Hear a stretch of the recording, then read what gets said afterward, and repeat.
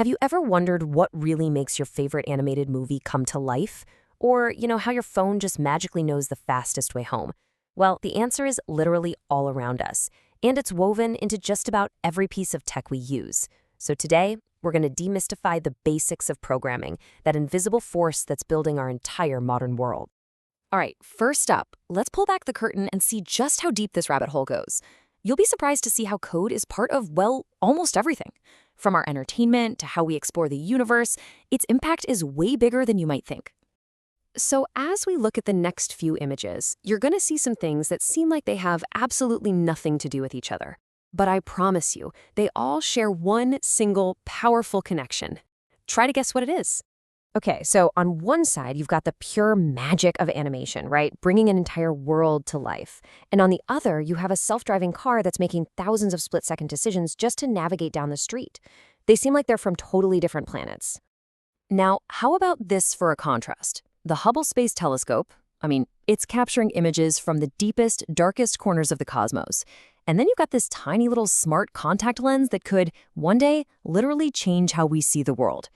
Talk about a difference in scale. And finally, something we all know.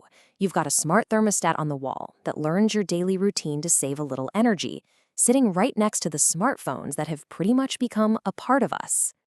So did you guess it? The one thread that ties all of these incredible things together, it's computer science. It's really the art and the science of telling computers what to do. It lets us solve huge problems and build everything from movie magic to technologies that can literally change lives. Okay, so we've established that computer science is, well, it's really powerful. But why does that actually matter to you? Because this isn't just about cool gadgets.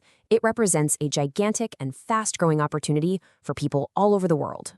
Now, to build our digital world, developers need a specific set of tools. And right here, we're looking at the most popular ones. Languages like JavaScript, Python, and SQL.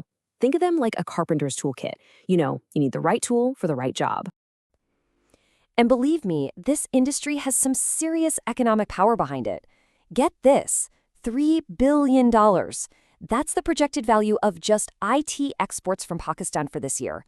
That one number gives you a sense of the massive scale we are talking about here. And this boom is part of a much bigger picture. Look at this. India's IT exports hit almost $150 billion in 2021. Meanwhile, investment in Pakistani startups grew nearly 5 times in just 1 year.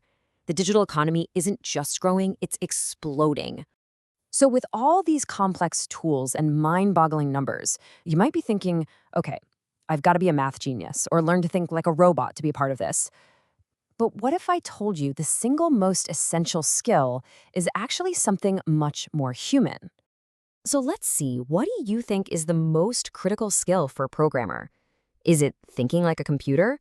Being a super fast coder? Being a math whiz? Or could it be something else? And the answer is C, the ability to solve problems. That's it. That's the real secret. At its heart, programming isn't about memorizing a bunch of weird commands. It's about looking at a challenge and figuring out a logical, step-by-step way to overcome it. This really puts it perfectly. The language you use, whether it's Python or JavaScript or whatever, it's just the tool. The real work, the creative part, happens inside your head when you break a big problem down into smaller, solvable pieces. So if this is all about solving problems, how do we actually tell our solution to a computer? Well, it all starts with 2 incredibly simple building blocks. The very first building block is called an instruction, and it's exactly what it sounds like. It's a single, super specific command, like add 2 and 5. That's it. It's one small, clear thing the computer knows how to do. And the second building block? That's a program. A program is really just a list of those instructions, a sequence put in a specific order to get a bigger job done. In other words, it's the recipe for solving your problem. And this is the perfect example. You can't just tell a computer, draw a square.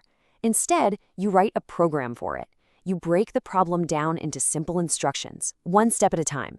Step 1, draw a line. Step 2, draw another line.